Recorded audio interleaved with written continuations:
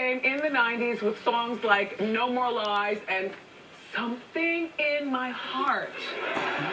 And now she speaks about her relationships with Dr. Dre and Suge Knight in her new life. Oh, I forgot to tell you. Yeah, she's narrating all along. Okay. It's called Surviving Compton. Take a look.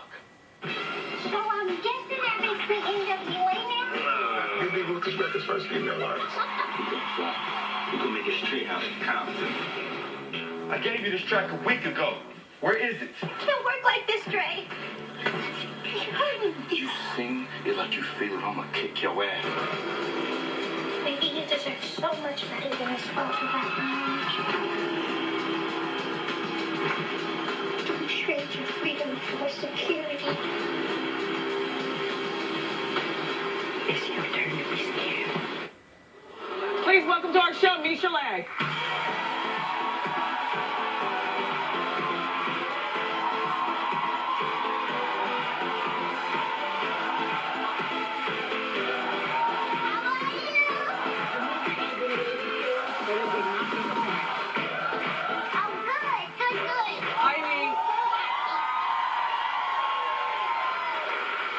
Michel'le, for people who don't know you, I just have to address the voice thing very quickly. I would like to quickly move on, though, from that. Why do you talk like that, Michel'le? Go ahead. I talk like this because I talk over my larynx. It's nothing wrong with me. But when she sings, totally different, right? Yes. Sing the alphabet. A, B. A, B, C, D. See? Okay, enough with that. Okay. Now let's move along. I watched, I was riveted, I cried. There was absolutely no laughter. And this is the story that a lot of us have been waiting for years. Why did you do this movie? I didn't want to do this movie. I think when I was absent from their movie, the people started talking. And then they made the opportunity visible. Now remember, their movie was Straight Outta Compton, which was very good. We saw it in the movie theaters. It was #1 in the box office for that particular weekend. But I think that your movie told a whole different story. I enjoyed it very much. You know, Michel'le, I've been around for a long time, and Me too. and I've talked before, you know, in radio days about Dre and putting his hands on not just you, but remember that old VJ D Barnes? Yeah. Only unlike D, you took it. You stayed. Why would you stay for so long? Well, I stayed because it was normal. Well, after the first hit, you don't think they're going to do it again. And it does escalate, but I stayed because it became normal. I didn't call the police because I didn't want him to go to jail because all the men that where I came from were always going to jail and be gone years. So I didn't think that was a good idea. And it just was normal. I just took it as a way of him showing me he loved And me. it didn't help that your aunt was that your aunt or your grandmother? My grandmother. Your grandmother, bless her heart, she was not helpful at all. She was basically telling you, take it until you can't take it anymore. You just take it. Well, she was trying to tell me that all men, in her time, that's what they did. They beat their women. And so she just was trying to tell me, without telling me what to do, you know, just giving me advice about, well, baby, you know. What about your girlfriends? I didn't really have any girlfriends. It seemed like there were women around, but they weren't. Oh, they would never said no. The only person that said something to me once was the makeup artist who covered my black eye for the video shoot. She said, you should stop letting him hit on you and you should do something. And I just said, Eazy-E, everybody, the dearly departed, was a good friend to you. yeah.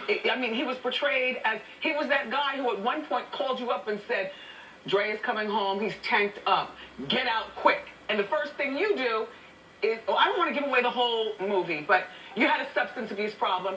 Yes. And grabbing your pills was more important than just get out of the house. Well, yeah. And then he caught you. Yeah, but I was already doped up, so it didn't hurt. Listen, you know, she did have a substance abuse problem, and believe it or not, it was Suge Knight who helped you. Yeah. And then turned around and beat your ass too. Damn. Well, he only hit me one time, and he meant it when he said he would never hit me again because he said I was just too little. He said, you're too little for me to be hitting on. And I appreciated that. But see, I always say this, and I think the question is why didn't Dre leave too, though? Before he hit me, why didn't he leave? Why do you think men don't just walk away? Well, Dre had a lot of problems, a lot of dysfunction. Apparently, a lot of the guys did from where you guys came from, in addition to a raging alcohol problem. Yes. Right? But Ice Cube saw it. Jerry Heller saw it. Well, I don't think Cube saw as many of the beatings as Yella and Dre and DLC saw a lot of the beatings. DLC was probably one of the only men that would say, no, Dre, don't do it, man, what are you doing? But he would never physically take him off of me. But at least he was there trying to reason with him. And I appreciated him for that for years. So, Michel'le, you never called the cops, so there's no record of this. No. So how do you, because Suge is locked up right now, but Suge wants to sue you if he's portrayed wrong. Suge, you were portrayed the exact way we think of you, so don't worry. Don't worry.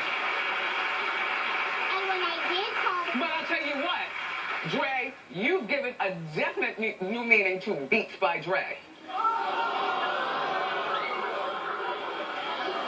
Should have slapped the shit out of her for that.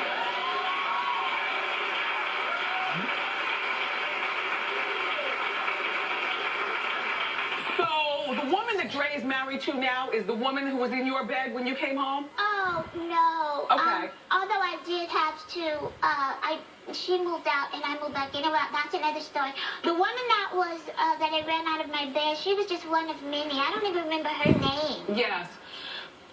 So Dre has apologized, though, to all the women that he's hurt. He didn't apologize to you directly. It's important that I read this apology.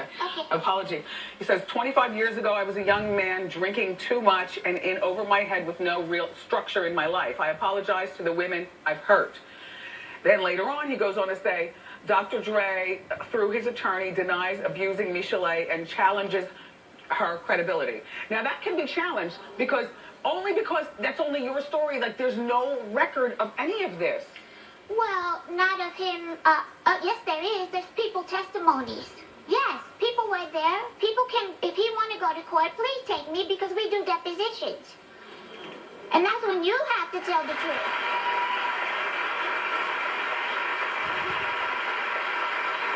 So you have a baby by Dre.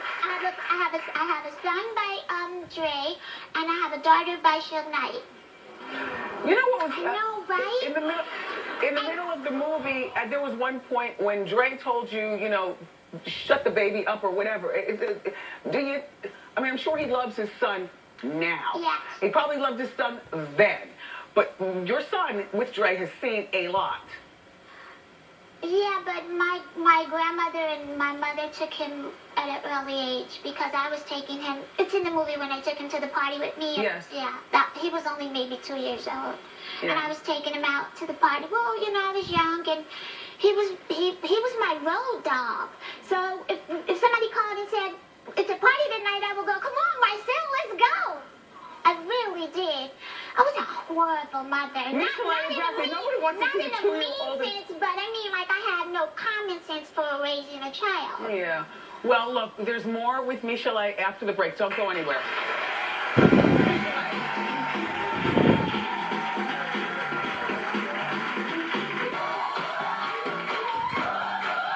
All right, so Michel'le is still here. All right, so your current day relationship with Suge and Dre. All right, so your son with Suge is, with Dre, I'm sorry, is how old? He's 25. And how old is Bailey, your daughter? She'll be 14 in November. 14. Yeah. That's my baby. Okay, so Bailey knows stuff. Oh, Bailey knows everything. My son is the same way. I don't want them to get it from the streets. I tell them at home. Have they seen the movie yet? No, but neither have I. You haven't seen it? I won't see it until Wednesday because I didn't see all the final edits and stuff. And some of it's hard to watch, too. So I'm eager to watch. You know, I got my snacks. What you gonna eat? Well, you always suggest pineapples and stuff, fruit and stuff. Yeah. Yeah, but I'll probably have steak. Steak, So Now, do you have love in your life? No, Wendy, you predicted. You're a guru. You told me I was never going to have a boyfriend. Why? Because you said no one would ask me. Who's going to want me? Why? No, I didn't say it because she's a bad woman. Why? Because they would be intimidated by me or scared of the guys I was with. Sugar! Yes! And you're a lovely woman. You should have love in your life. By the way, did you hook up with Tupac? Never. I wish I did. Hook up with Tupac? He was Yeah, I nice to wish. I would have slept with him. you. Yeah. Yeah. He was nice to you. I mean, he's good on the eyes, you know. Yes. Uh-huh. Now, Easy tried to push up on you when you first met Dre, but obviously Dre won out. Yeah, it was cute. Yeah. Yeah, it was really cute, you know. Uh-huh. Yeah, guys do that. Yeah. So, are you at peace now, Michel'le? Yes, very much so. Thank you. And do you talk to Suge at all? No, you know, and he's in prison. I'm in jail, Steele County Jail, so he hasn't. I don't know what his phone privilege is like, which is probably good for me too, because then I don't, you know. Does Bailey want to see her dad? You want some tea? Yes, please. Okay. I think she's gonna get her first visit this weekend. Oh, we should let her see the movie before she goes. She will. Perfect. So that he can explain to her exactly what she's seen. Now, what's your relationship with Dre? Because he's moved on with his life. He's married. No, I don't have a relationship with either of them. His parents are going to be taking Billy, and I don't have a relationship with them. We have a great relationship. We don't have one. Oh, okay. Now, by the way, which of the two guys broke your nose? That was Dre and Dre. Oh, okay. What kind of music are you doing now, Michel'le? Happy music. Yeah. Yeah, it's happy. So are you going to be returning to R&B Divas? No, you know we got canceled. Well, not after this movie comes out, somebody's going to want you for something. I mean, what a story. It's a story of survival. Right. You have survived hell. Clap it up for Michel'le, everybody. Surviving Compton premieres Saturday night, October 15th at 8 o'clock on Lifetime. Hot Topic Sound Off is next.